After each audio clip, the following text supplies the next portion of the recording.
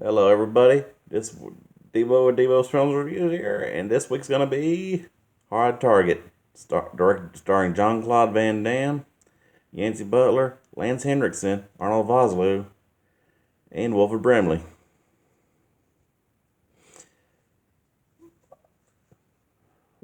Which one I have to say is pretty much one of John Claude Van Damme's best movies. And I'll say '90s Van Damme was the best Van Damme, my opinion. I mean, you have one of the top action stars of the '80s and '90s with the greatest action movie director, one of the greatest action movie directors, teaming up together for a for the ultimate cat and mouse game, wherein you had Yancey Butler's Natasha drives into New Orleans to investigate the disappearance of her father, and who the actor played him was actually one of the writers, a writer cameo, along with being executive produced by Sam Raimi and Robert Tappert, co-creator of Xena and wife and husband of Lucy Lawless. But that's off topic. And surprisingly, one thing Sam Raimi was involved in that Bruce Campbell did not have somewhat of an appearance in, but it was executive produced, not direct. So I can see why. But overall, a flawless film. I mean, come on. With Van Damme's signature roundhouse kicks and martial arts and gunplay, well, that's John Woo's signature gun choreography. And how about an excellent storyline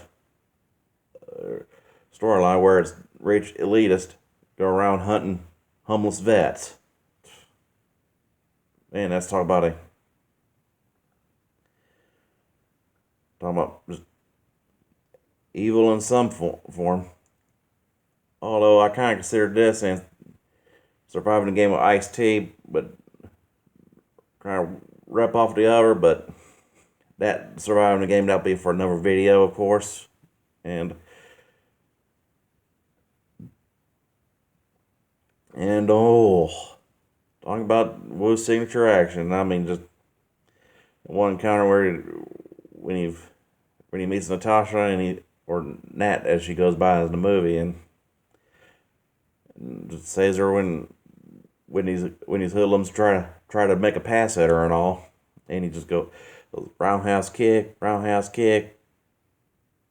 Whew. And I mean, guy's good with his hands and feet as well as he is with a gun.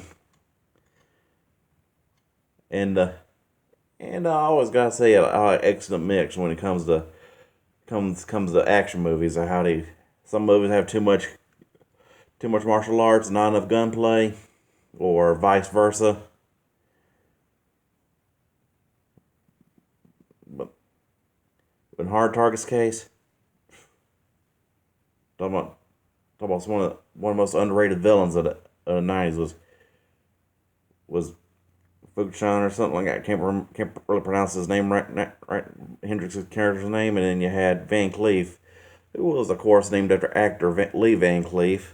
I mean, I'd say if this movie was made in the '80s or '70s with Eastwood or something, Van Cleef would have actually played Van Cleef. Come to think about it, and they got to give it an excellent production from Sam Raimi, and of course, then they had to see where they had the other homeless guy that one that tells Natasha about how her dad was a homeless vet, not like him, and helped to find him out, and then winds up taking these jobs handing out flyers, only to turn out that there's those elites use that as a front to hunt down poor homeless vets, which is when you want to make a villain despicable, that's just one way of doing it.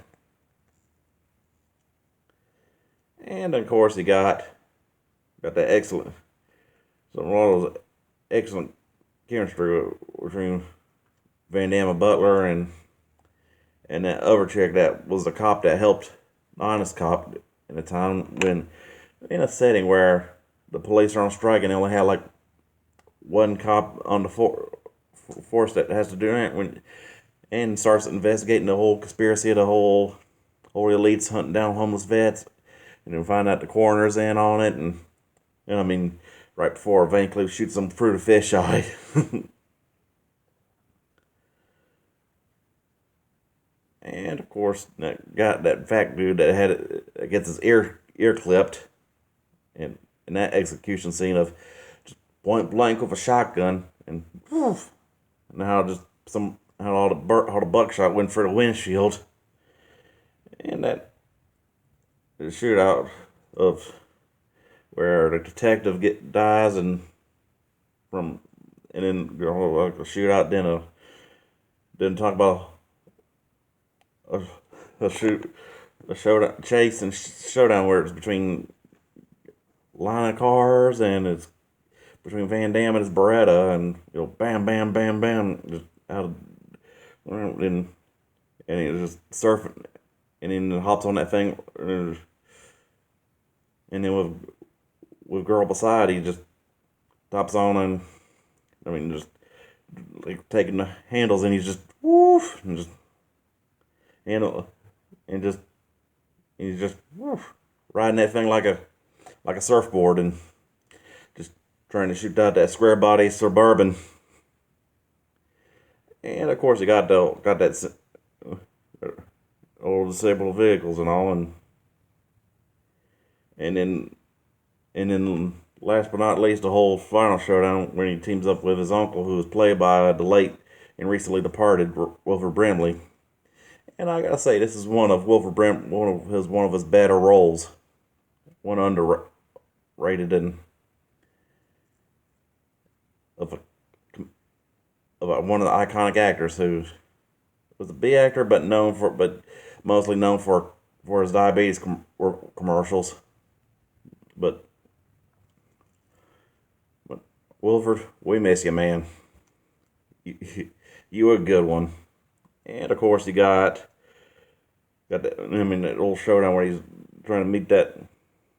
And you just gotta see when he's hiding he and Nance hiding for the woods, and then they come across that snake, and he just slaps it. Bitch slaps him, and that snake's mission, and then sets a trap for that goon, for one of the goons, being Fuchan's goons. And of course, the whole warehouse shootout and the whole deal of Duvet's, which is Wilford Brimley's character, by the way. His cabin in the woods and all, or in the bayou since it was New Orleans. And of course, at the end, where they had the Born on the Bayou being played. You can't do a movie about New Orleans without a Creighton song.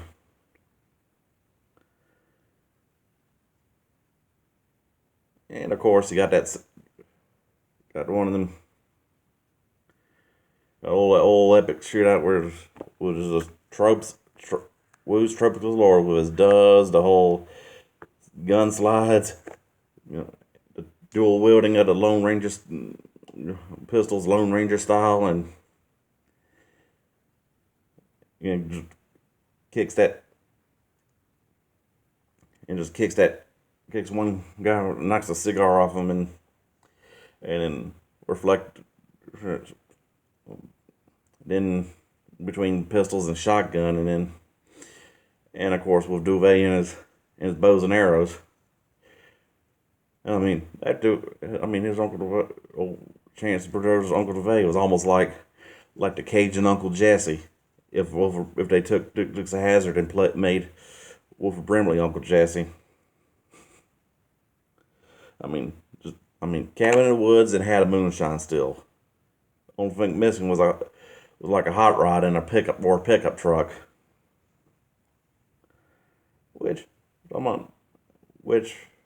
And I gotta have an excellent cameo. Ted Raimi etches back to the scene where the other homeless guy was getting before he gets killed, and he's like, I mean, Yeah, you know, Sam Raimi film if they ain't got Bruce Campbell or his brother Ted in there.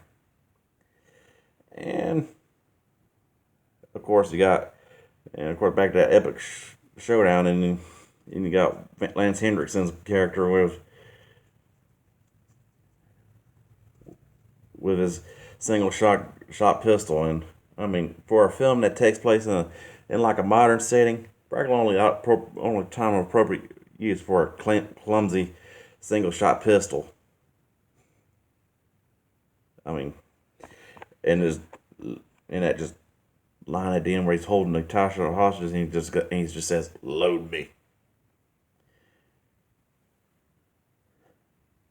And right before Van Damme just clocks him with sneaks a grenade down his pants, and Roundhouse kicks him and all. And it's kind of found weird in that showdown, in that scene where between when he's when he's just just got his had different colored pistols on. I mean, had like nickel plated on one barrel on one side and a conventional blue steel on the other. Man, talk about some. I mean, it's kind of more realistic for a situation, but hey, it's iconic for the '90s, for '90s action films of mixed match pistols and all.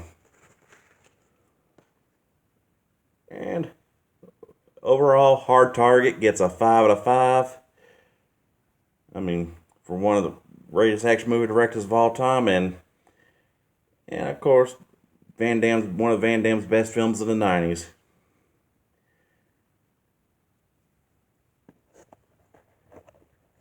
And of course, also one of the best Lance Hendrickson films of the '90s too. Both which old Hendrickson was always one of them underrated actors, and he was a total badass in that movie, just like Van Damme, and I'll say it was also one of practically closest Wilford Brimley ever got to being a badass, and although in real life he was before he was an actor, he was a bodyguard for Howard Hughes, but a little too off topic. But overall, Hard Target gets a 5 out of 5. I mean, like, subscribe, enjoy, people.